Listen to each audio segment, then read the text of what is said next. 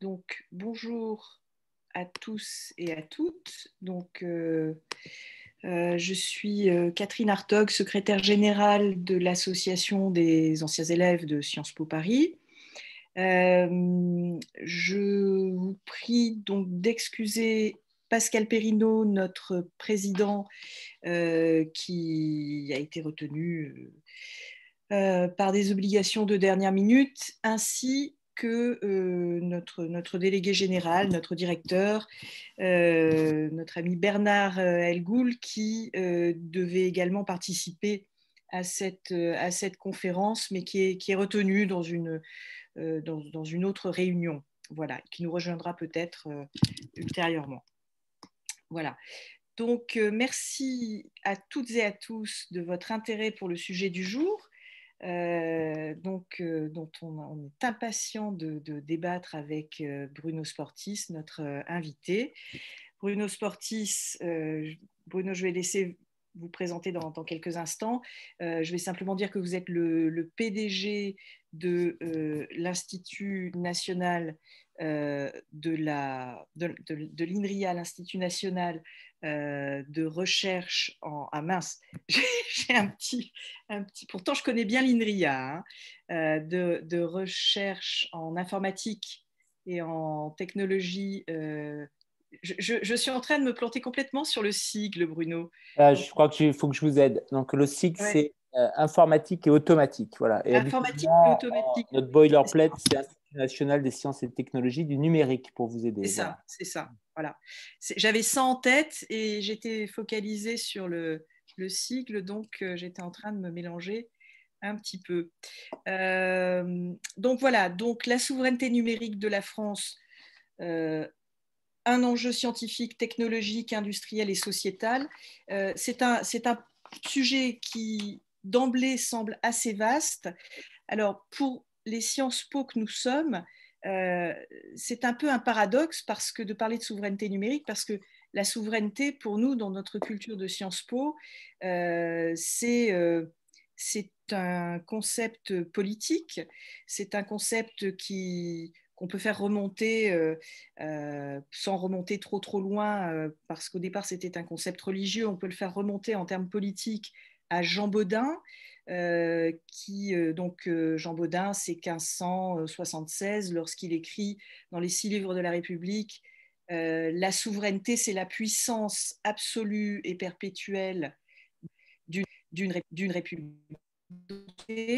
Évolue ensuite dans le temps, à partir du XVIe siècle, comme associée très rapidement aux États-nations. Donc effectivement, parler de souveraineté de la France, on comprend à peu près ce que c'est, mais parler de souveraineté numérique de la France, déjà plus compliqué, mais vous allez nous l'expliquer, Bruno, et je vous passe la parole. Merci, si vous voulez bien. Merci Catherine. Merci Catherine. Bonjour à toutes et à tous. Merci de m'avoir invité, de me donner l'opportunité de partager avec vous quelques éléments sur le sujet.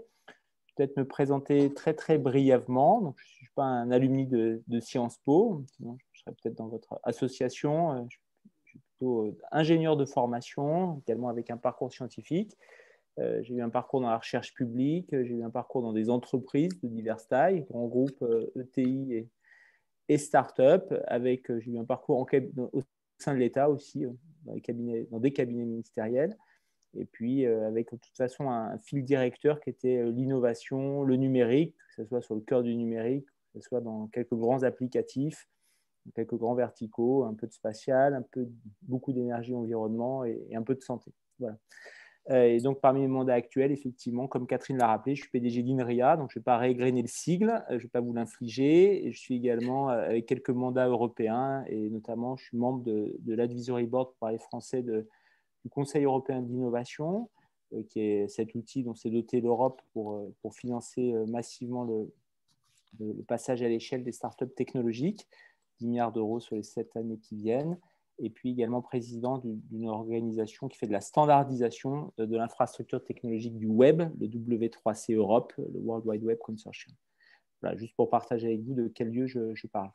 Donc, comme l'a un peu, on va dire, introduit Catherine, la souveraineté numérique n'est pas un sujet particulièrement simple à aborder si on veut sortir de quelques banalités, de quelques postures. Donc, je vais quand même m'y risquer. Je vais d'abord commencer par 2 remarques générales, sans remonter à Jean Baudin. D'abord, c'est un sujet qui historiquement est un peu marqué par des tentatives qui ne se sont pas toujours conclues par des succès probants et avérés. Voilà. Donc, il y a des retours d'expérience à faire. Ce n'est pas toujours un terme qui est qu'on utilise facilement eu égard à cet historique de succès avéré. C'est un sujet qui revient sur le devant de la scène, très clairement, pour plusieurs raisons, dans un contexte qui est marqué par plusieurs dynamiques. D'abord, il y a des technologies qui arrivent à maturité dans le cadre de la dernière vague du numérique, ce que l'on appelle l'intelligence artificielle, avec toutes les composantes de narratif qu'il y a, marketing qu'il y a autour du concept d'intelligence artificielle. Donc, la dernière vague du numérique, c'est arrivé à maturité d'un besoin, enfin d'une maturité de beaucoup de secteurs à utiliser des données qui sont disponibles, des algorithmes pour les rendre intelligentes, ces données, pour créer de la valeur, et puis des puissances de calcul disponibles pour que ça se réalise. Voilà, c'est comme ça que je résume avec mes mots de technologue l'intelligence artificielle. Des dynamiques aussi marquées par des menaces, c'est la prise de conscience de l'importance de la cybersécurité, marqué par des opportunités, l'arrivée peut-être de l'informatique quantique, de la santé numérique qui est en train d'avancer avec un vrai impact au quotidien, des dynamiques marquées par des efforts de régulation aussi, autour des données notamment, le règlement général de protection des données au niveau européen, le DSA, le règlement des services digitaux au niveau européen. La géopolitique de la technologie, il a pour le coup fait écho tout à fait à la définition qu'on faisait Jean Baudin. Voilà. Et dans les dynamiques, il y a aussi le fait qu'à chaque crise, et là on en vit une en l'occurrence, sur le plan sanitaire bien sûr, eh bien de plus en plus le numérique est tellement omniprésent dans tellement de composantes de notre société, de notre économie, qu'on se rend compte combien il est important de pouvoir le maîtriser. C'est un sujet qui, par ailleurs, pour préciser de quel lieu je parle, est central pour l'institut que je dirige, parce qu'historiquement, on a été créé en 1967 dans un contexte, ce n'était pas un gros mot de parler de politique industrielle, de souveraineté technologique, avec cette ambition de souveraineté numérique assumée dans des temps beaucoup plus pionniers, bien sûr, pour le numérique qu'en 2021. Organisme sous toute tutelle, recherche et industrie, et puis l'institut que je dirige l'a remis au cœur de son projet stratégique dans le cadre du plan qu'on a signé avec l'État l'année dernière, qui clairement positionne INRIA comme un des bras armés pour réaliser cette autonomie stratégique et cette souveraineté numérique française. Voilà. Ce que je vais essayer de partager avec vous, après cette introduction rapide, c'est quelques éléments sans slide, sans transparent, donc j'espère que ça ne va pas être trop compliqué, mais j'avais prévenu Catherine, donc j'ai son autorisation. Oui. De quoi on parle, c'était la perche tendue par Catherine, quels sont les ingrédients derrière qui peuvent permettre de réaliser cette souveraineté numérique, et pour le coup là je glisse un peu sur la notion de puissance numérique, et surtout quels sont les leviers d'action que nous avons, parce que je pense que c'est l'action qui est clé. Alors de quoi on parle? Donc, pour moi, c'est évidemment lié à des notions d'autonomie stratégique d'un pays qui est par ailleurs engagé dans une dynamique européenne. Le lien entre cette question de souveraineté numérique, autonomie stratégique au niveau français, au niveau national et au niveau européen, c'est un sujet en tant que tel. C'est d'ailleurs le cœur d'une mission parlementaire en cours sur le sujet, qui est vraiment sur ce sujet, articulation souveraineté numérique française et européenne. Moi, j'ajoute 2 autres notions à cette notion assez évidente d'autonomie stratégique, qui sont celles de maîtrise et de choix. La maîtrise, c'est la capacité qu'on a collectivement de définir la société numérique dans laquelle on veut vivre, de maîtriser notre destin numérique. C'est-à-dire quel cadre de développement, quelles valeurs, quelles normes. Et ça nécessite bien sûr de poser en termes de débat public ce qui se joue.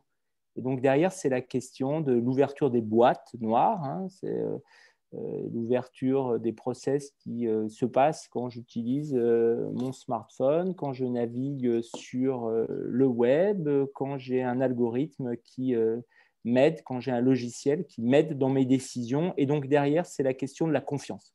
vers cette question de la maîtrise. Et donc là, on va au-delà du volet qu'évoquait, je pense, Jean Baudin. Et l'autre volet, c'est le choix, c'est le fait qu'il faut que, il me semble, qu'on doit être en capacité de continuer à être libre sur les solutions que nous utilisons, et notamment sur ces solutions technologiques qui, de manière parfois un peu insidieuse, ont des conséquences qui ne sont jamais explicitées, ou très rarement explicitées, où il faut être un spécialiste ou lire les termes of use dans le détail et comprendre ce qui se joue avec, pour ne pas se voir imposer des standards de fait, parce que le numérique, il avance avec des standards de fait, des technologies qui s'imposent, et on ne se pose plus de questions parce que c'est une commonalité pour jargonner. Et derrière cette question du choix, il y a la capacité d'avoir le choix, et donc c'est la question de l'innovation. La maîtrise, c'est la question de la confiance, et le choix, c'est la capacité d'avoir d'avoir le luxe, d'avoir des solutions alternatives, et donc c'est l'innovation. Alors ça devient critique, bien sûr, ces questions de maîtrise et de choix, parce que je pense qu'on est tous bien placés pour le savoir. Le numérique touche tous les domaines, hein, donc je ne vais pas évoquer la sphère économique, je pense que beaucoup d'entre vous sont dans cette sphère économique, de la transformation numérique des entreprises qui sont confrontées à l'évolution de leur chaîne de valeur avec les données et cette vague de l'IA dont on va dire que j'ai un petit peu resitué pour ne pas trop faire de buzzword. Derrière, la question des talents et des infrastructures sont clés, je reviendrai dessus. Il y a la sphère privée avec la question omniprésente des données personnelles. Qui les possède, quel cadre juridique, est-ce que légiférer, par exemple le RGPD, suffit, et quels sont les éléments de preuve, et notamment de suivi technologique de ce que l'on légifère, qu'on est capable de garantir. C'est par exemple pour ça qu'INRIA, dans sa sphère de légitimité, recherche sur le logiciel, sur les algorithmes, travaille depuis très longtemps avec la CNIL, parce qu'il y a ce croisement entre ce sur quoi on légifère, le droit que l'on construit au fur et à mesure, une matière très mouvante, et ce que l'on est capable de suivre ou d'implémenter, qui est extrêmement important sur le plan technologique. Il y a la sphère de l'éducation, plus généralement des contenus, quelles sont ces grandes plateformes de contenu, qui les maîtrisent, d'accès au contenu, qui va suivre les traces de ceux qui viennent dessus, y compris dans le monde de l'éducation. Il y a la santé, avec un numérique qui joue un rôle de plus en plus majeur dans les logiciels d'aide à la décision du médecin ou du soignant, qui définit les algorithmes, qui définit les limites de ces algorithmes, quelle est la robustesse de ces algorithmes qu'on a entraînés, qui se sont forgés, qui sont devenus efficaces sur la base de données. Est-ce que ces données sont réutilisables? Si ça a été appris sur certaines cohortes dans d'autres pays, par exemple, qui va déterminer le curseur entre un logiciel qui fait de l'aide à la décision et qui peut avoir envie, c'est pas le logiciel, il a envie de rien du tout, le logiciel, mais on peut avoir envie qu'il remplace une partie du métier du médecin, donc qui c'est qui définit ce curseur, et donc derrière, il y a aussi la question des données de santé, voilà, donc il y a le domaine de la santé, et puis il y a les politiques publiques, puis j'aurai terminé, hein, je vous rassure, qui s'appuient toutes souvent sur des données. Il y a des processus d'aide à la décision, politique publique, derrière à mettre en œuvre. Donc, quels outils numériques, quelles normes, quels standards. Il y a eu un colloque récent à la Cour des comptes organisé sur le sujet, co-organisé par la Cour des comptes avec le CNRS et INRIA sur l'appui, la contribution, je ne sais plus quel était l'intitulé exact, du numérique aux politiques publiques, et qui touchait vraiment un large spectre et qui montrait combien l'ensemble des politiques publiques étaient touchées. Voilà, donc très rapidement, voilà moi ce que je mets derrière souveraineté numérique. Alors, pour répondre aux enjeux, je pense important de partager avec vous quelques ingrédients de la puissance numérique telle que de mon lieu, je la vois, et de manière extrêmement humble par ailleurs. Donc, moi, je vois trois enjeux, trois ingrédients autour de la puissance numérique qui permet de... On va dire que j'ai illustré d'une certaine manière avec les évocations que j'ai faites, et vous ne apprendrez pas grand-chose, je pense, hein. C'est la question des compétences et des talents. Moi, je commencerai par ça. C'est la question des infrastructures technologiques et du lieu d'INRIA. Le numérique, c'est du logiciel. C'est-à-dire l'implémentation technologique via un code, via un logiciel d'algorithmes mathématiques, pour faire simple. Donc, c'est les infrastructures logicielles et notamment celles qui deviennent critiques dans nos économies, et c'est les flux d'innovation. Donc, moi, c'est les trois ingrédients de la puissance numérique du lieu d'où je parle. Les compétences, les talents, moi je pense vraiment, et c'est souvent le grand oublié, mais tous les acteurs en entreprise qui connaissent la tension sur le marché de l'emploi, sur les talents du numérique, savent combien c'est critique. Moi je pense qu'on ne fait pas une transformation numérique, on n'a pas de la puissance numérique sans un large vivier de talents et de compétences. De talents parce que c'est le numérique, il est toujours en train de bouger.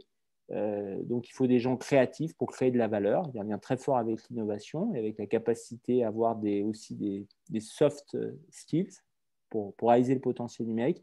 Et puis des compétences qui vont évoluer tout au long de la vie, parce que le numérique, il est sans cesse en train de se renouveler. Et ça pose des vrais enjeux derrière, qui sont des enjeux de formation pour garantir la disponibilité de ce vivier qui se joue sur du très long terme, parce que moi, je fais partie de ceux qui pensent que ça se joue déjà pour les très jeunes sur la capacité à attirer beaucoup plus qu'actuellement et dans la durée des jeunes pour faire des sciences et de la technologie. Et après, en 2021, des jeunes au collège ou en seconde qui veulent aller faire des sciences et de la technologie, vu l'empreinte du numérique, ils feront du numérique ou ils seront recyclables, on va dire, pour faire du numérique, le numérique irriguant un peu toutes les disciplines. Donc, c'est ce que les Américains, les Anglo-Saxons appellent STEM, donc Science, Technology, Engineering, Mécanique, on va dire. Et là, le sujet de la désaffection là-dessus, je pense, est un problème majeur en termes d'ingrédients de puissance numérique et donc de souveraineté.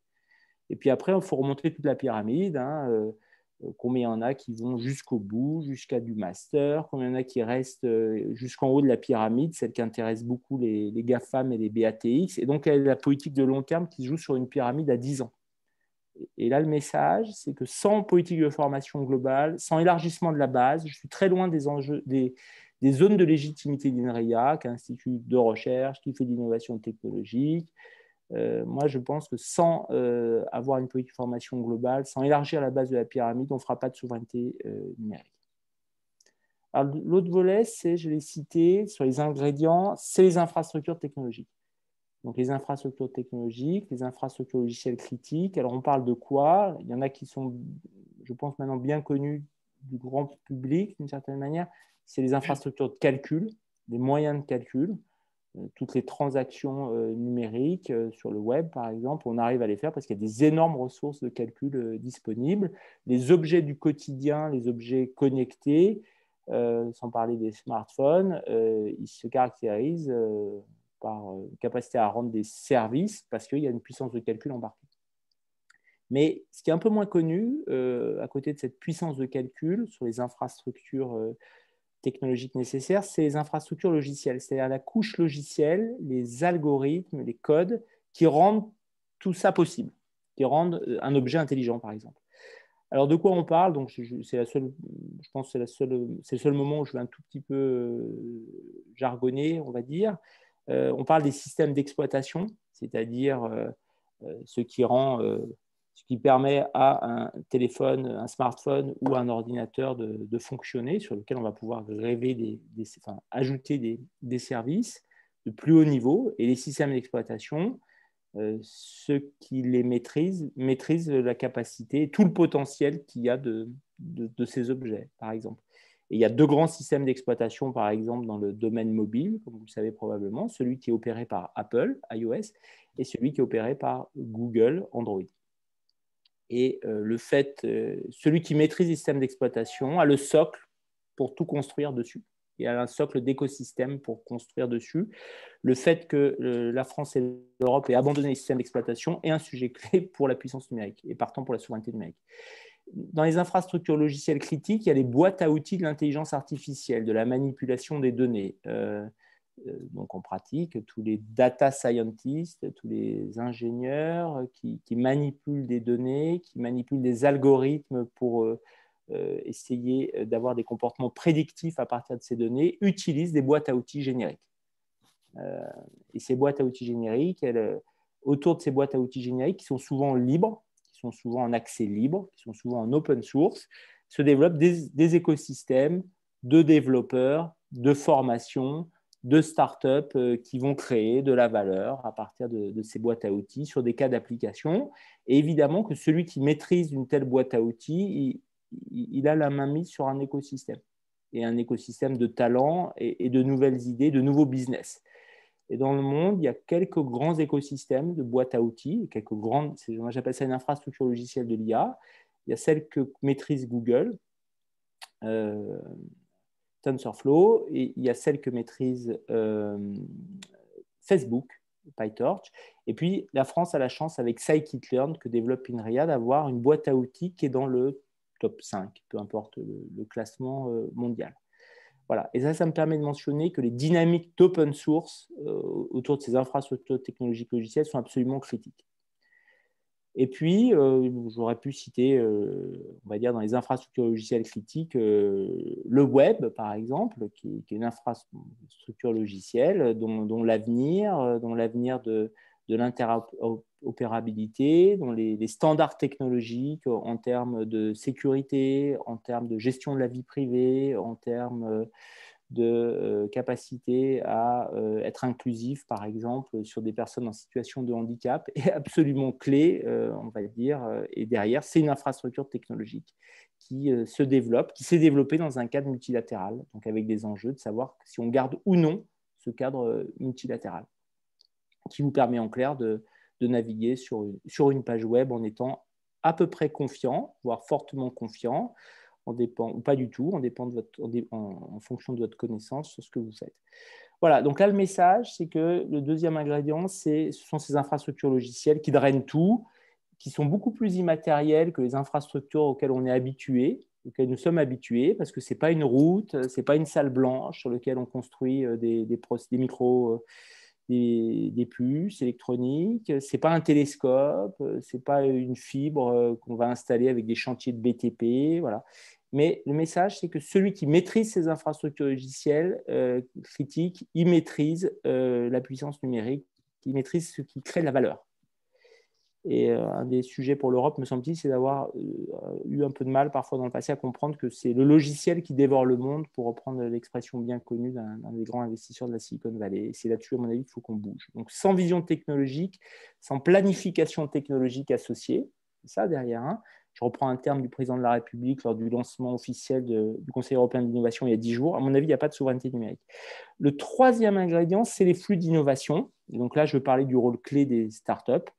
Moi, je n'ai pas de vision fantasmée, la start-up dans un garage californien, mais j'ai une vision assez technicienne de mon parcours, dans la dynamique du numérique, où les clés de tester, d'expérimenter techniquement un projet de start-up, c'est l'objet notamment, et plus c'est technologique, plus c'est vrai, c'est l'objet le plus efficace qu'on a trouvé pour avancer, voilà, pour le dire très simplement. Donc, j'en ai une vision technique. De management de projet. Et c'est quand même lié à quelque chose qui n'a pas toujours eu de la facilité à percer en France, on a beaucoup avancé, c'est de sortir évidemment des visions extrêmement linéaires sur les cycles d'innovation. Hein. Je fais de la recherche dans un laboratoire, je fais un démonstrateur, je sors dans la rue, je fais une preuve de concept, je passe de la V1 à la V2 puis à la V25 du logiciel, et le numérique ne marche pas comme ça. Puisque du jour au lendemain, un truc très abstrait au tableau, sous la forme d'un théorème, s'il y a un bon écosystème et très entreprenant, on va dire, ça peut se donner une start-up qui va reboucler rapidement avec des cas d'usage, avec des futurs clients possibles, qui va revenir après au tableau éventuellement, et puis qui soudain va faire une belle levée de fonds et après va conquérir un marché, quoi. Donc il n'y a pas de vision linéaire. Et en France, on n'a pas toujours été très, très clair pour sortir de la vision linéaire et des jardins à la française sur ces cycles. Et ça, les startups sont clés. Et évidemment que ceux qui savent capter ces flux d'innovation, c'est sûr qu'ils sont plus favorisés que les autres en termes de souveraineté numérique. Google, pour mémoire, en 20 ans, hein, c'est connu, il a fait plus de 230 ou 240 acquisitions de startups. Donc quelques françaises par ailleurs. C'est pour ça, par exemple, pour revenir chez INRIA, que nous, ça fait 20 ans qu'on est dans cette projection sur la start-up technologique. On a été un des premiers en France à la fin des années 90 à créer un fonds d'amorçage technologique. Il y a eu 200 startups qui ont été issues de cet effort, porté par des entrepreneurs et des entrepreneuses qui sortaient d'INRIA, avec une proximité au monde du capital risque. Il y en a une qui allait au Nasdaq, IDOC, pour ne pas la nommer. Et une de nos ambitions, c'est avec les 800 jeunes qui sortent par an d'INRIA, d'avoir une centaine de projets de start-up par an, parce qu'il y a un écosystème, parce qu'il y a cette dynamique numérique dont j'ai parlé en termes d'expérimentation, et puis parce qu'il y a un écosystème de financement qui est maintenant très, très bien lancé, notamment par l'action de BPI France. Voilà. Et donc là, le message, c'est le troisième ingrédient, c'est sans cette politique d'innovation qui, dans le numérique, doit être clairement pro-start-up, qui sort des visions linéaires, avec un rôle assumé de l'État pour financer du risque en amont et induire de l'investissement privé, sans faire des effets d'éviction sur cet investissement privé, ce qu'ont très bien fait un certain nombre de pays lors de la construction de la dynamique numérique, notamment aux États-Unis. Ce qu'on fait maintenant, je pense, il n'y a pas de souveraineté numérique. Voilà. Donc, alors, dans ce contexte, ça, c'est les ingrédients de la puissance numérique de mon point de vue et de ma lanterne. C'est quoi les leviers dont on dispose? On voit bien que sur ces sujets, formation, vivier de compétences, formation, infrastructure logicielle critique, dynamique d'innovation qui sort des schémas linéaires et où on est capable de faire de la statistique en masse pour avoir des champions qui émergent. Derrière, le levier d'action, c'est construire des vrais écosystèmes de souveraineté numérique. Donc, terme galvaudé s'il en est, mais au sens moderne du terme, c'est-à-dire sans mur, sans couture, sans silo. Et moi, c'est ça la notion de souveraineté moderne que je défends, c'est-à-dire de la souveraineté qui s'appuie sur des écosystèmes d'acteurs alignés qui s'engagent dans ces dynamiques. Parce que derrière, un écosystème qui vit, un écosystème de souveraineté qui vit sur ces sujets, ça veut dire qu'il est autour d'acteurs de la formation. Donc, le flux de compétences, il est là. Il est autour des acteurs qui peuvent sortir des projets technologiques avec de la barrière. Et donc, il y a des flux de projets de start-up. Et puis, il soutient, notamment par l'action publique, mais pas seulement, bien sûr, des infrastructures technologicielles qui sont critiques. J'en ai cité certaines, hein, les boîtes à outils de l'IA, le quantique qui est devant nous.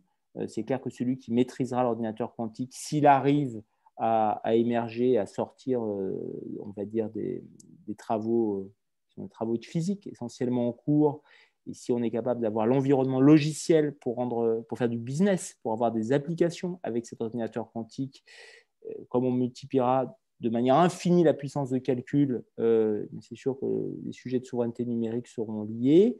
Celui qui maîtrise ce que l'on appelle maintenant l'edge computing, c'est-à-dire la future génération de calcul distribué, de cloud. Voilà. Ces technologies que je viens de vous égrener sont des infrastructures logicielles critiques, avec le sujet clé de la standardisation pour fixer des règles et en tirer des profits. Voilà. Donc, la notion d'écosystème est absolument clé pour intégrer tout ça, ces trois ingrédients. Et il y a un certain nombre d'acteurs qui maîtrisent parfaitement ces notions d'écosystème, qui sont très ouverts, mais qui sont aussi très organisés. Et ces acteurs, c'est ceux qui tiennent le haut de la rampe, on va dire, dans le monde numérique. Et je vais rajouter 3 points, et les clés que nous, on arrive à le faire maintenant. Et je vais rajouter 3 points dans les leviers d'action, c'est que ces écosystèmes de souveraineté, ils doivent s'incarner dans des vrais lieux. Et c'est à cette lumière, je pense, qu'il faut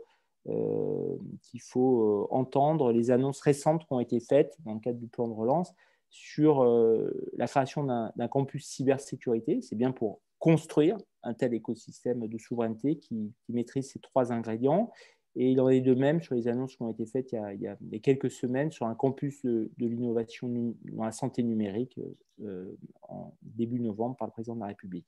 Ça, c'est le premier ingrédient, le premier point que je voulais rajouter. Le deuxième point que je voulais rajouter sur les leviers d'action, c'est le fait que ça nécessite, pour être efficace, d'avoir des acteurs, des partenaires qui jouent le jeu, qui ont une vision d'écosystème, qui jouent collectif, qui alignent leur stratégie, qui font des choix de partenaires.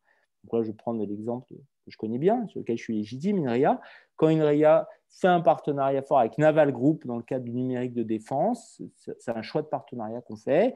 Quand on construit un consortium public-privé avec un certain nombre d'acteurs comme Dassault Systèmes, Orange, Capgemini, avec l'ANSSI pour construire, pour développer et opérer auprès de la Direction générale de la santé l'application de contact tracing française, plus anti-Covid, c'est un choix qu'on fait aussi auprès de l'État. Et quand on annonce il y a quelques jours un partenariat fort avec La Poste autour de la société de confiance numérique, c'est des choix de partenaires qu'on fait dans ce contexte d'écosystème. Et il en est de même pour les acteurs industriels qui, par exemple, sur le sujet de l'IA, ont des vrais choix à faire. Est-ce qu'ils vont, à court terme, travailler en partenariat avec des grands acteurs de la tech américaine, notamment, par exemple, sur le sujet de l'IA, de la maîtrise des données, avec un vrai risque de désintermédiation? Ou est-ce que, c'est une forme d'outsourcing d'une certaine manière de leur R&D potentiellement, ou est-ce qu'ils construisent des alliances, évidemment plus risquées, pour avoir des alternatives, pour avoir le choix sur des stratégies de long terme? Bon, évidemment, Kinria est prêt à jouer ce jeu pour les acteurs qui veulent le faire.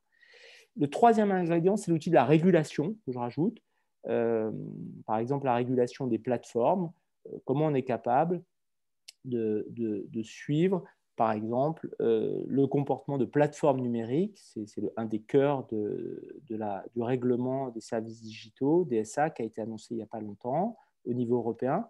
Comment on est capable de suivre ce que fait une plateforme numérique, ce que fait un algorithme sur une plateforme numérique, de suivre qu'il ne contrevient pas aux droits de la concurrence, aux droits du consommateur, qui ne reconnaît pas que Catherine, qui vient dessus pour la 6e fois, a tel smartphone qui est quand même manifestement beaucoup plus, on va dire, onéreux que tel autre, et donc le prix qui va être proposé à Catherine est différent d'une personne qui viendrait avec un autre smartphone.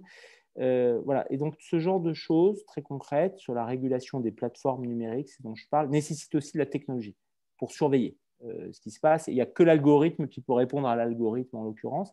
Et pour donner un exemple, c'est l'objet d'un projet qu'on a lancé auprès de la Direction générale des entreprises pour réguler les algorithmes avec des algorithmes, un projet qui s'appelle Regalia.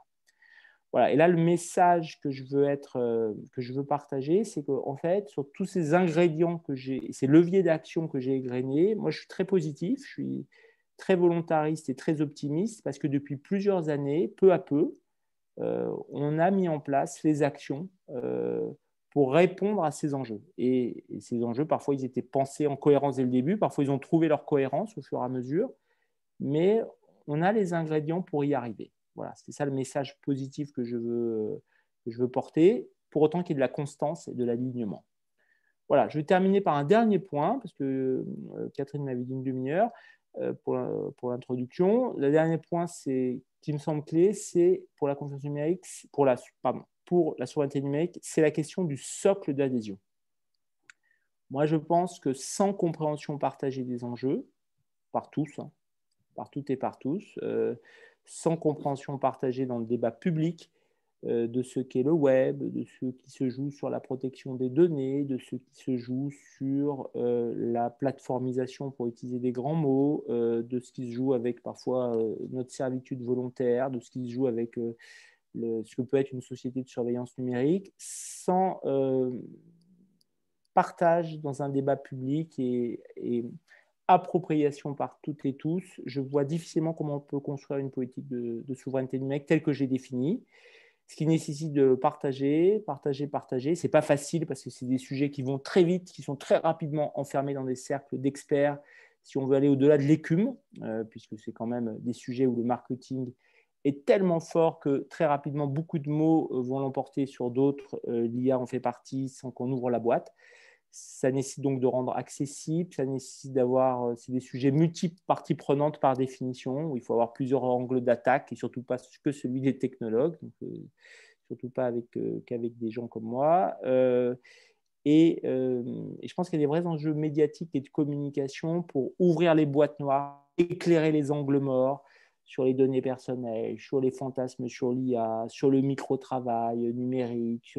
Voilà. Et tout ça, je pense que c'est un enjeu absolument majeur. Et donc, ça veut dire que sans compréhension, sans partage grand public de ces enjeux, c'est le dernier point, à mon avis, il n'y a pas de souveraineté numérique. Voilà ce que très rapidement je voulais partager avec vous. Et donc, je suis à votre disposition pour des échanges. J'espère que l'exercice sans transparent n'a pas été trop pénible, qui plus est en visioconférence. Non, merci beaucoup. Je vais peut-être me lancer avec une première réflexion suivie d'une question. Alors, c'est peut-être provocateur, mais dans les lignes de tout ce que vous nous avez décrit, je constate dans un premier point, c'est nous en France et probablement en Europe, parce que vous avez fait des allers-retours entre la France et l'Europe, on a perdu 60 ans. Parce qu'en gros, il y a une révolution numérique qui a commencé à se développer et à accélérer, principalement aux États-Unis, sur le continent américain dans les années 60. Et puis, on a vu avec l'essor des pays émergents asiatiques, ces pays rattraper quasiment sur certains sujets stratégiques les Américains. Et puis nous, finalement, notre économie, nos pratiques politiques, nos outils éducatifs sont totalement dépendants, finalement. Nous sommes dépendants des grandes plateformes américaines, de logiciels. Nous avons des téléphones asiatiques ou américains. Et bon, il y avait un rapport du Sénat en 2013, vous savez, qui parlait de la République française comme d'une colonie numérique en 2013. Bon, donc on a le sentiment que malgré la création d'INRIA, effectivement, au milieu des années 60, INRIA n'a pas été... INRIA est un écosystème scientifique et technologique, n'ont pas été finalement soutenus par les politiques publiques françaises depuis lors, et que c'est assez récemment qu'on s'est réveillé finalement. Et aujourd'hui, on peut probablement se féliciter effectivement d'une vision politique nationale et d'une vision politique européenne qui crée de la norme protectrice, qui développe des programmes d'investissement de fonds publics à côté des fonds privés, etc. Mais est-ce qu'il n'est pas trop tard finalement? C'est une question de pessimiste, hein, je fais exprès, mais bon. Est-ce qu'on va pouvoir créer quelque chose qui ressemblerait à une autonomie qui puisse nous donner un peu de souveraineté numérique? Alors, il y a 2 points, me semble-t-il, dans votre question-provocation, Catherine. Ouais. Donc, le premier point, c'est INRIA est tout petit dans l'affaire et vous avez parlé d'écosystème. Quand vous êtes revenu sur l'histoire, vous êtes parti d'écosystème. Et là, les politiques publiques, elles jouent un rôle important. Hein. Donc, les 2 anecdotes à partager, généralement c'est celle-là que je prends. L'anecdote, la première, c'est nos équipes, quand elles travaillaient sur Internet au début des années 70 avec les collègues américains, il y a eu un moment, un choix de faire le Minitel. Voilà. Mais nos équipes travaillaient à l'époque sur Internet. Et d'ailleurs, quand on va à Stanford, il y a une plaque où il y a ici est né Internet, il y a 5 noms et INRIA a la fierté d'avoir un chercheur INRIA là-dessus parce que les équipes bossaient à l'époque avec les équipes américaines qui ont été, on va dire, au départ de cette aventure. Donc ça, c'est la première anecdote. Et la deuxième, c'est sur un des projets à la fin des années 70 INRIA qui ressemblait, on va dire, aux ordinateurs un peu interactifs qu'on connaît maintenant. Ça avait été présenté à un ministre de l'industrie de l'époque et peu importe qui. Dans la première, c'était un projet qui s'appelait le bureau viseur sur ce volet interactif. Et la première réaction a été de dire mais si on met ça dans les mains des salariés, ils ne vont plus travailler. Voilà, donc ça, c'est 2 anecdotes sur le passé, peu importe. Après, moi, je comprends votre question, mais ce qui est important dans le numérique, c'est que les cartes sont rebattues en permanence. Et la question, c'est de choisir les bons combats pour maintenant et pour demain. Et j'ai évoqué... J'ai évoqué de fait au passage en filigrane, mais le quantique, c'est un objet majeur qu'il ne faut pas survendre non plus parce qu'il n'y a pas de garantie que ça marche. Par contre, une chose est sûre, c'est que si ça marche et qu'on n'est pas dans la compétition, ça va être très compliqué pour le coup, pour des raisons de puissance de calcul. Et là, il faut être extrêmement positif. Sur le quantique se joue à la fois le calcul quantique, mais se joue par exemple en cybersécurité la capacité à résister à ce que ferait l'ordinateur quantique. Puisqu'une des premières grandes applications de l'ordinateur quantique, du fait de la puissance de calcul démultipliée, c'est que les serrures numériques qui sont opérantes actuellement et qui sont opérantes notamment parce que à moins d'avoir un ordinateur actuel et de le faire fonctionner pendant l'âge de l'univers, la serrure n'est pas craquable, on va dire. Avec un ordinateur quantique, la donne devient différente.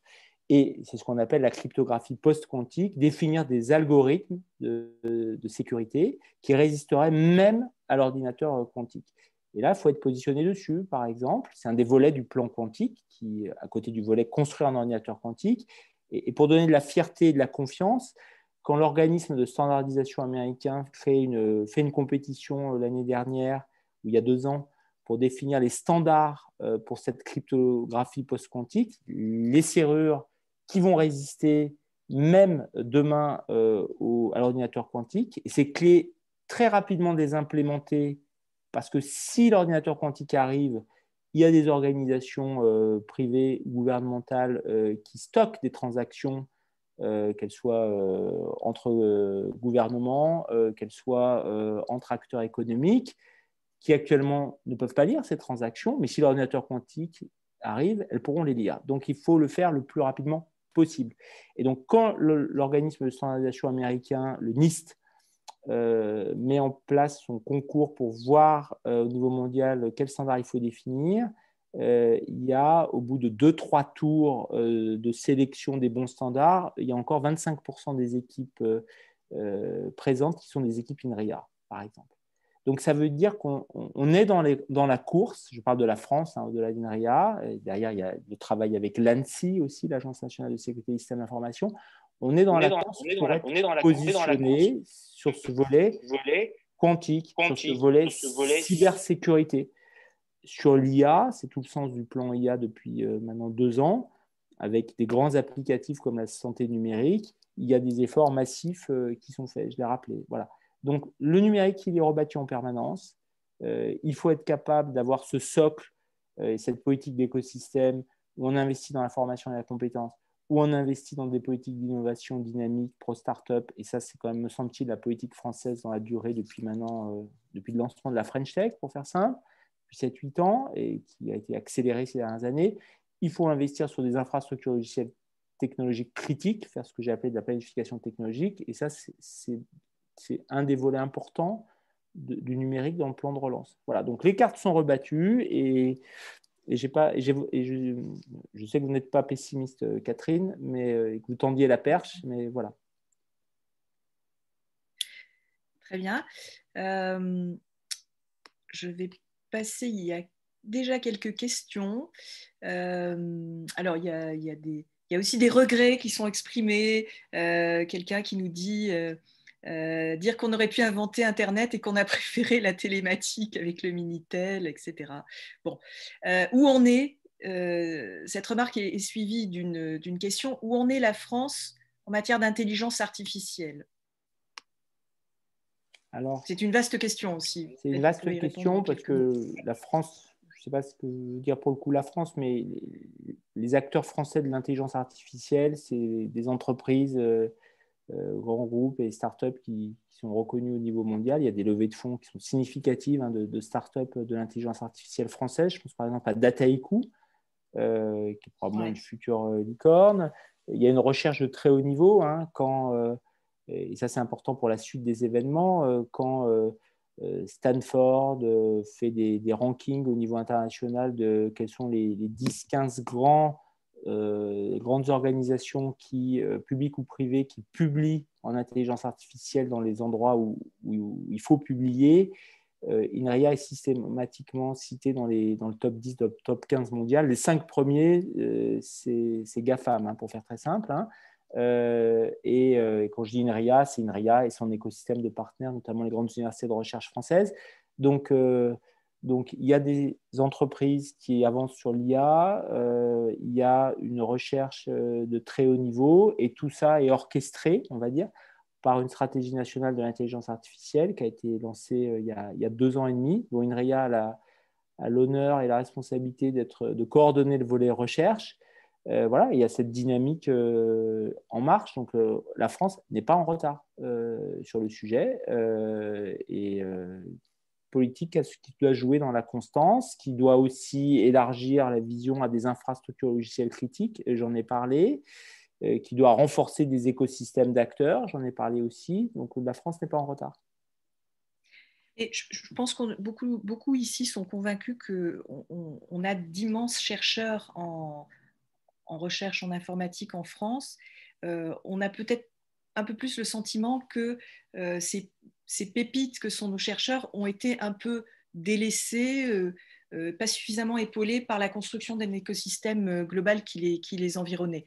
Il y a une question, comment expliquez-vous qu'en 2021, des fonctionnalités aussi simples que le traitement de texte ou qu'une feuille de calcul se trouvent encore sous un quasi-monopole Microsoft, qui plus est sur un cloud américain, et la personne qui pose la question nous dit à tel point que même un ministère régalien comme celui de la Défense a renoncé à remettre leur éditeur en concurrence.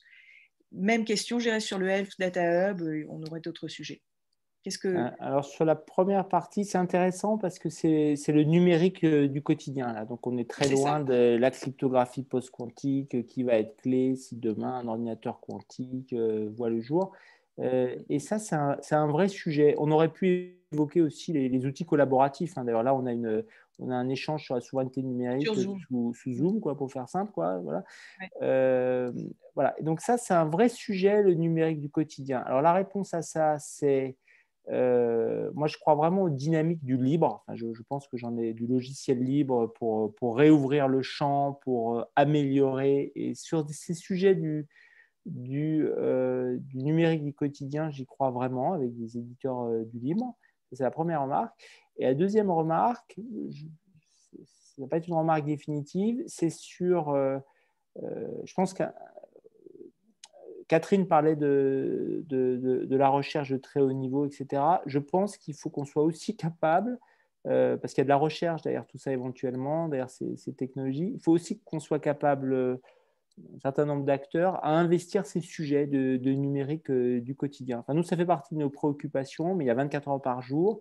Et avoir des initiatives sur ces objets du quotidien, ça fait partie aussi de nos préoccupations. Mais oui, vous avez raison. C'est un des paradoxes du numérique de jongler entre ces deux dimensions. Quoi. Ouais. Il y a une question sur une phrase que vous avez prononcée tout à l'heure en disant que des jeunes sortaient formés de l'INRIA. Alors la personne vous demande, êtes-vous une école? Alors, vous avez raison de poser la question. Je parle, d'abord, c'est 800 jeunes et non pas 100. Ouais. Et quand on dit sortir de l'INRIA, INRIA est une structure très partenariale. Hein. Donc, nous, on est en fait un portefeuille de 200 petites équipes de 15-20 personnes qui sont quasiment systématiquement en partenariat avec d'autres acteurs, notamment des universités, mais la recherche est faite dans le système INRIA, qui est un système où tous les 4 ans, les choses se reconfigurent, donc c'est très agile. Et donc, on a 800 jeunes, quand on dit qu'il y a 800 jeunes qui sortent par an d'INRIA, ça veut dire qu'ils sortent avec une thèse, ils sortent avec un post-doctorat. Il y a beaucoup d'ingénieurs chez INRIA qui viennent passer 2, 3, 4 ans chez INRIA et qui viennent se confronter à une technologie et puis après qui partent et qui vont essaimer dans l'industrie ou qui créent une start-up. C'est ces 800 jeunes dont je parle. Et donc, on n'est pas une école et c'est de la formation au sens bac plus, au-delà du bac plus 5 ou du bac plus 8. Quoi, voilà. Mais on est formé, on va dire, au front de sciences et au front de technologie numérique. Voilà, c'était ça formé dans ma bouche. Alors, je rebondis avec une autre question. Bon, c'est très bien que vous formiez des thésards, mais pourquoi est-ce qu'on n'apprend pas à coder aux enfants à l'école primaire dans ce pays? Il y a des pays où ça se fait. Dans les pays baltes, on apprend tout petit. Voilà. Et est-ce que c'est utile d'ailleurs, selon vous? Alors la question, moi, je n'ai pas d'avis sur la question d'apprendre à partir de quel âge, etc. Par contre, la question que vous posez, je pense, c'est l'apprentissage au numérique très tôt. Oui. INRIA, depuis très très longtemps, a mené des initiatives dans la durée pour justement partager la pensée informatique. J'utilise un jargon INRIA sous l'angle le numérique, l'informatique, c'est un levier d'interdisciplinarité, se former à l'informatique, au numérique, au codage. Ce n'est pas tant que pour le codage, c'est une manière de voir les processus d'apprentissage de manière différente parce que c'est immédiatement posé de manière beaucoup plus interdisciplinaire, de manière beaucoup plus décilotée. C'est paradoxalement expérimental, parce que le numérique, c'est expérimental. On peut, en apprenant à coder sur des expériences en biologie, en mathématiques, en physique. D'abord, on voit que tout va rapidement se mêler, comme on le voit au fur et à mesure où on avance dans les études. On va pouvoir mener des expériences sur des petits codes de simulation. Et donc, parce que le numérique est interactif, il se prête à l'expérience, puisqu'il n'y a pas besoin d'avoir une paillasse, et on appuie sur un bouton, il y a un retour sur l'écran. Voilà, donc INRIA, depuis très longtemps, a un combat auprès et avec le ministère de l'Éducation nationale et avec d'autres acteurs. On motorise souvent des combats pour avancer sur ce volet de l'apprentissage au et par le numérique. Il y a eu ça se joue. Donc, il y a des initiatives qui ont été prises au niveau français avec la création plutôt, je ne réponds pas à votre question sur le début de la formation, Catherine, mais oui, le fait de créer des filières numériques au niveau du lycée, c'est le résultat d'un combat depuis très longtemps de la communauté numérique française. Le fait de créer, pour rentrer, on va dire, dans le cadre de la fonction publique française de l'éducation nationale, de créer un CAPES, une agrégation d'informatique, ça rentre dans ce sujet, parce que pour former, il faut des formateurs, pour faire simple. INRIA, depuis très longtemps, une initiative, ce qui montre le volet écosystémique d'INRIA, une initiative qui s'appelle ClassCode, qui est une initiative on va dire, qui rayonne sur tous les territoires français, qui a formé, je vais me tromper sur les chiffres, mais des dizaines de milliers de formateurs à l'informatique, justement, pour permettre ce passage à l'échelle, parce que le sujet, c'est le passage à l'échelle. Voilà. Donc, pour moi, là aussi, les choses bougent beaucoup. Dans le cadre du plan de relance, INRIA, par exemple, s'est vu confier le copilotage avec une université, celle de Marseille, avec le CNRS, d'un plan qui s'appelle le plan enseignement et numérique, que moi, je traduirais par transformation numérique de l'enseignement. Et il y a aussi le volet dont vous parlez, implicitement, apprentissage au et par le numérique.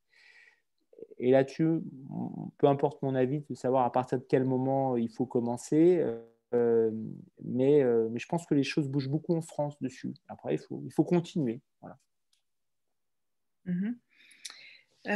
Vous avez beaucoup fait d'aller-retour entre la notion de souveraineté en France, qui était le sujet de la conférence, avec l'Europe. Est-ce que vous pensez qu'en France, on a une politique de développement du numérique et de soutien du numérique, avec des outils normatifs, etc., qui peut continuer d'être indépendante d'une politique européenne, ou bien il n'y a point de salut dans la construction d'une politique de soutien au numérique il n'y a point de salut hors d'une avancée ensemble en Europe, quoi. Est-ce que tout seul, on peut faire des choses, ou est-ce qu'on a vraiment besoin d'une politique européenne dans ce domaine-là, qui est en train de se construire d'ailleurs en partie? Ça fait plusieurs années qu'il y a des cadres coopératifs sur ces sujets, qu'il y a des initiatives. Par exemple, en cybersécurité, il y a des initiatives au niveau européen de réunir des centres de compétences. D'ailleurs, INRIA en fait partie, de tels réseaux multilatéral. En intelligence artificielle, par exemple, INRIA, il y a un partenariat franco-allemand qui est très fort. INRIA a des partenariats avec des équivalents d'INRIA en Allemagne qui sont très forts. Donc les dynamiques, et ça fait depuis, comme on est très rapidement proche du monde de la R&D, et que l'Europe de la R&D, l'Europe de la recherche, l'Europe de la technologie, elle avance depuis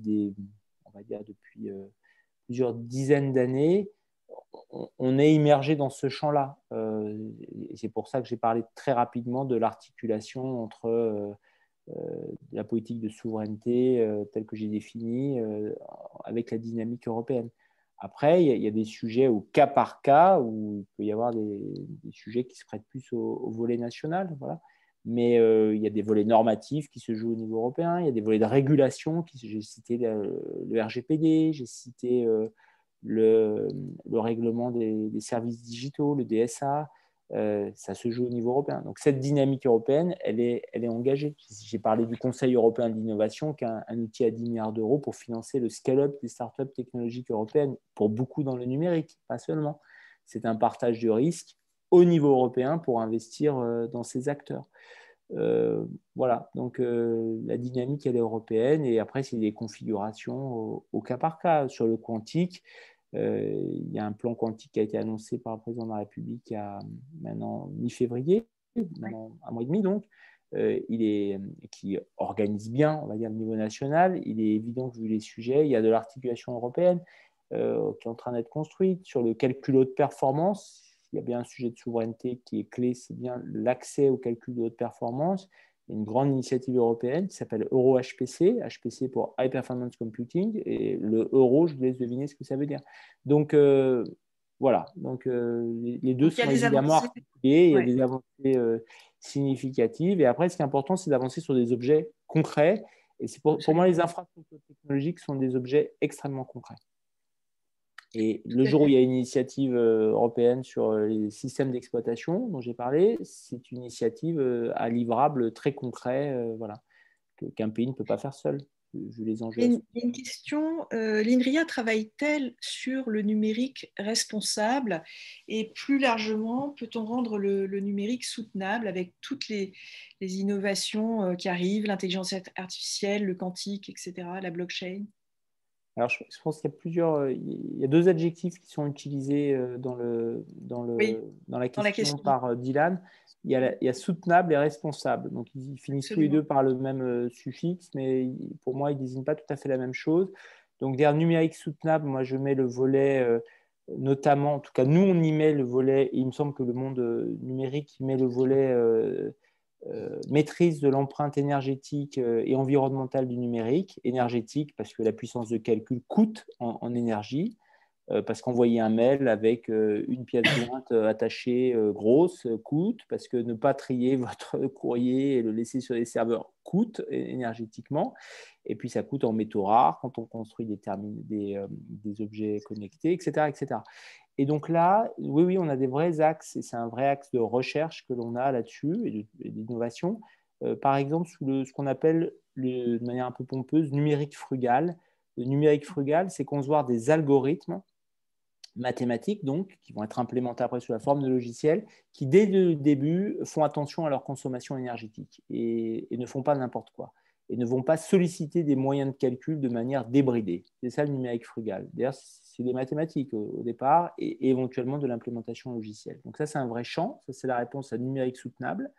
Et la réponse à numérique responsable, je pense que ça fait, là pour le coup, ça fait un peu écho à ce qu'on appelle par exemple l'IA de confiance, c'est-à-dire par exemple de la maîtrise de bout en bout du cadre de valeurs que l'on donne aux algorithmes. C'est-à-dire que je veux, par exemple, IA de confiance, moi je mets ça derrière numérique responsable, c'est je ne veux pas que les algorithmes pas trop, je ne veux pas qu'ils aient de biais en fonction, on va dire, des bases d'apprentissage qu'ils ont utilisées.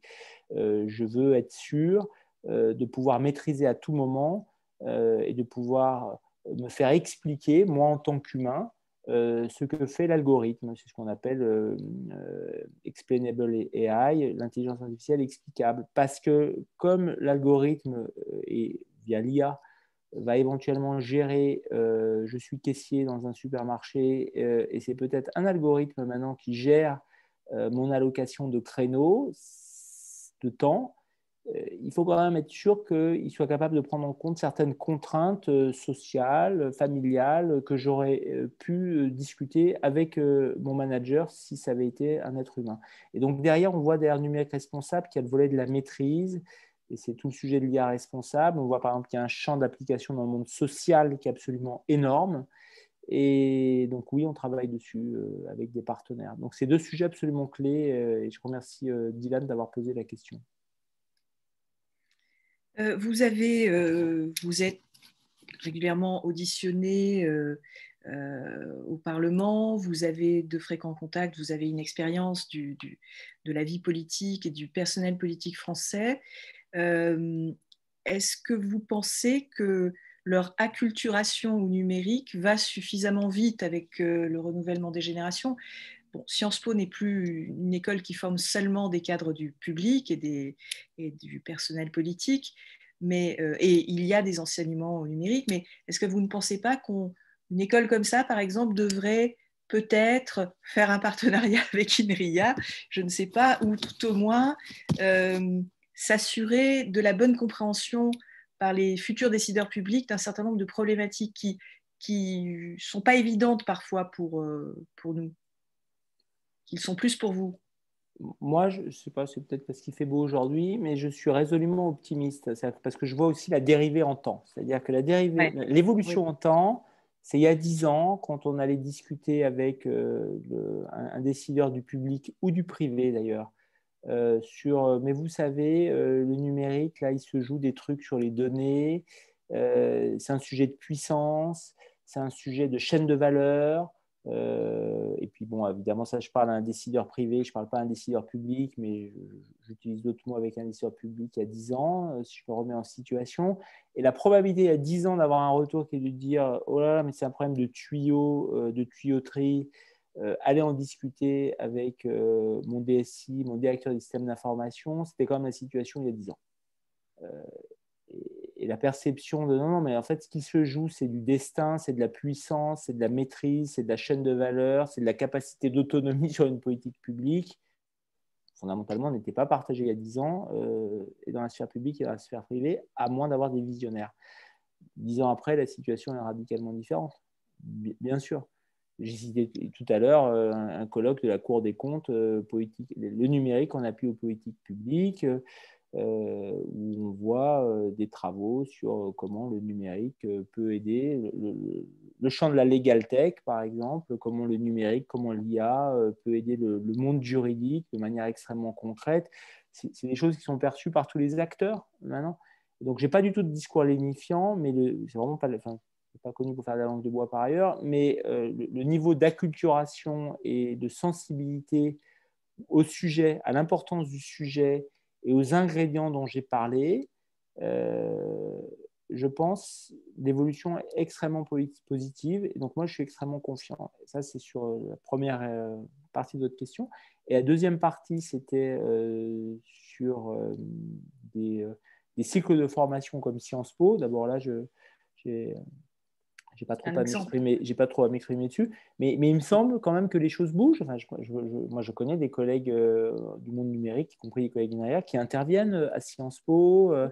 Il y a des discussions avec ces acteurs. Et oui, il faut, au même titre que le numérique, les cartes sont sans cesse rebattues, que ça va très vite, qu'il y a des sujets qui n'étaient pas posés sur la table il y a 2 ans, qui le sont, et il y en aura d'autres dans 2 ans. Il faut qu'on soit capable de les diffuser.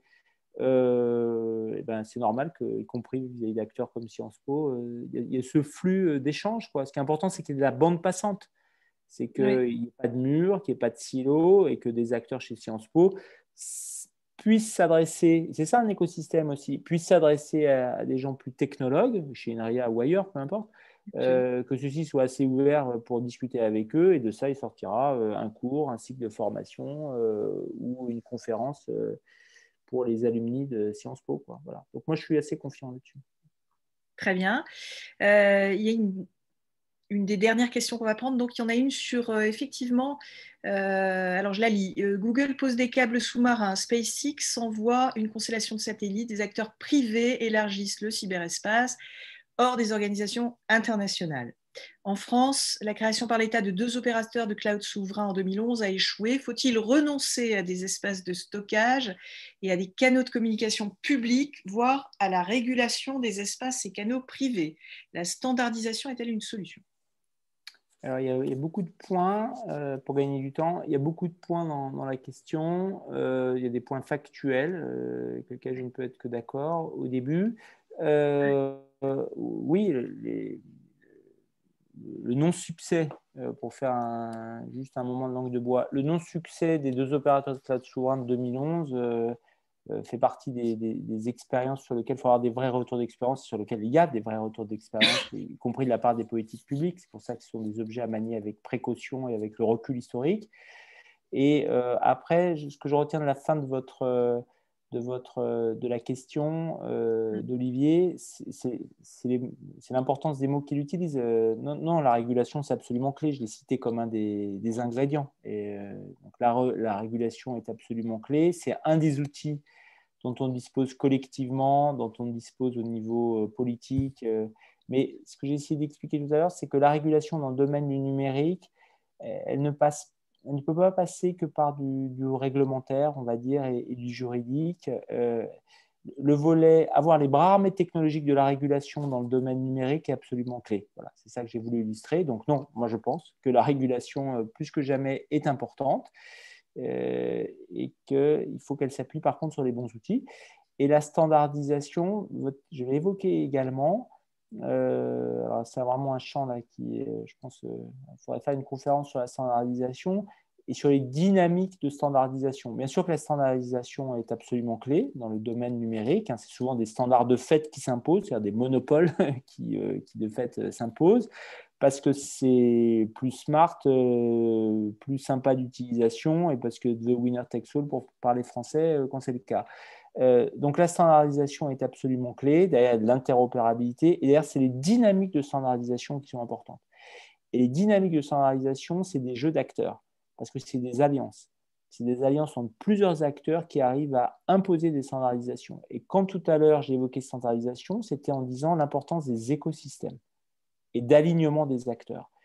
Et donc, la standardisation est majeure. Ça nécessite des alignements d'acteurs publics et privés. Ça nécessite éventuellement un peu de politique publique. Et ça fait partie, je pense, des endroits où on peut largement s'améliorer. J'ai évoqué tout à l'heure les enjeux autour de la standardisation du web, par exemple, la standardisation ouverte du web.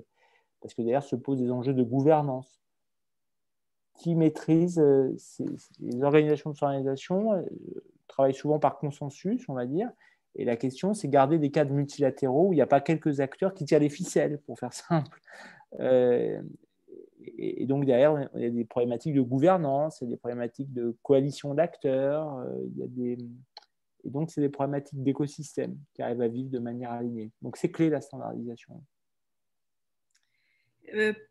Peut-être une dernière question. Donc, la France va prochainement présider, ça va être son tour de présider l'Union européenne. Est-ce que, selon vous, c'est une opportunité historique d'infléchir la politique commune sur le numérique?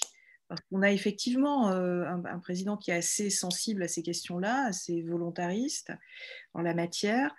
Donc, est-ce que vous avez des espoirs ou, je ne sais pas, d'investissements financiers qui se débloqueraient, la construction d'une véritable politique industrielle commune en matière de numérique? Alors, c'est vrai qu'il y a une vision politique forte sur le numérique. J'ai évoqué le plan intelligence artificielle il y a 2 ans, qui a une composante géopolitique et internationale importante, avec une initiative qui a porté la France au niveau international, qui s'appelle le Partenariat mondial sur l'intelligence artificielle, PMAI ou GPI au niveau, en anglais, qui avait été construit dans le cadre du G7 par un binôme franco-canadien, donc très porté politiquement par le président de la République. Et pour justement, ça fait écho à la question de Dylan, je crois, tout à l'heure, pour construire un cadre de doctrine partagé sur l'IA responsable, sur le numérique responsable, sur l'IA responsable, pour être plus précis, à l'instar un peu de ce qui s'est fait sur le changement climatique, ce qui fait autour du GIEC, du groupe intergouvernemental des experts sur le changement climatique. Et dans ce cadre géopolitique multilatéral, forte initiative franco-canadienne de départ, il se trouve qu'INRIA porte un des 2 centres d'expertise du sujet. Il y en a un à Montréal pour construire cette vision politique de l'IA. L'IA, c'est très attrape-tout, surtout le numérique, pour vous dire rapidement. Mais il ne faut pas le dire. Et donc en France, en Europe, le centre de Paris d'expertise que porte INRIA, je sors d'une réunion d'ailleurs du centre d'expertise de Paris que porte INRIA. Et je dis ça pour dire qu'évidemment, il y a une vision politique très portée et évidemment qu'on peut souhaiter, espérer que ces volets autour de la souveraineté technologique numérique feront partie, en tout cas je l'espère, assez logiquement, on va dire d'une feuille de route pour cette présidence française. Mais bon, voilà, dans mes fonctions, il ne m'appartient pas de commenter, je peux juste espérer, sachant que dans le proche passé, la voix française a très fortement porté, puisque ce Conseil européen d'innovation dont j'ai parlé, qui partait d'une volonté de souveraineté technologique, le point de départ était la souveraineté technologique, était le modèle de la DARPA aux États-Unis, le département de recherche avancée pour soutenir l'innovation de rupture aux États-Unis, eh bien cette vision on avait besoin d'une agence européenne de l'innovation qui s'est finalement appelée Conseil européen de l'innovation et focalisée sur les startups très technologiques à soutenir au niveau européen parce qu'il faut qu'on partage du risque pour les soutenir. Elle est issue d'un discours du président de la République qui est le discours dit de la Sorbonne à l'automne 2017 pour appeler de ses voeux une agence européenne de l'innovation. Bon, moi, il se trouve que j'ai été missionné après, donc je connais un peu cette historique auprès du gouvernement de l'Union européenne pour designer cette agence. Et donc, il y a déjà dans le proche passé des initiatives très fortes portées par l'actuel président de la République au niveau européen. Donc, oui, on peut espérer qu'il se passe enfin, je le souhaite en tout cas, qu'il y ait un volet numérique important lors de cette présidence française. Une toute dernière question. Qu'est-ce que vous feriez pour attirer plus de femmes vers les métiers du numérique? Écoutez, c'est un sujet qui est absolument clé. Donc, à part le répéter, à part avoir des rôles modèles, à part mettre sans cesse sur la table que c'est pas un sujet plus d'hommes que de femmes, qu'il y a des grandes informaticiennes qui ont été des grandes numériciennes, des grandes ingénieurs du numérique qui ont été des femmes, à part de scander ça en permanence, je ne sais pas faire autre chose. En milieu scolaire, INRIA, qui est très sensible à ça, a lancé une initiative en milieu scolaire il y a 1 an, qui a donné lieu à un protocole d'accord avec le ministre Blanquer, autour d'une opération qui s'appelle une classe, une scientifique, une classe, chiche, point d'exclamation, le 1 étant le chiffre arabe, justement pour ne pas donner le sexe, et dont un des objets donner envie aux jeunes d'aller faire des sciences et technologies, notamment numériques, mais notamment aux jeunes filles. Et ça s'appelle chiche parce que le but du jeu, c'est de couvrir toutes les classes secondes par en fait, une intervention, notamment d'une scientifique ou d'une ingénieure, pour donner ce rôle modèle, on va dire, dans toutes les classes de seconde du territoire d'ici 4 ans. Chiche, point d'exclamation, on comprend pourquoi. Et donc, il y a quelques académies pilotes. Moi, je pense que c'est des initiatives de ce type qui viennent assez tôt, bien sûr, hein, pour changer les représentations qui sont importantes. Voilà. Après, si j'avais la martingale, Il y a du travail. Il y a du travail, voilà. Ouais. Très bien, mais je crois que s'il n'y a plus de questions, Alessandra, je parle sous ton contrôle, on est au terme, en termes de temps. Donc, merci beaucoup à Bruno Sportis Merci, et puis Catherine. merci à vous tous de votre intérêt pour le sujet et puis peut-être à bientôt dans d'autres circonstances. Merci à toutes et à tous. Merci, Catherine. Au revoir. Merci, au revoir. Bonne soirée, merci.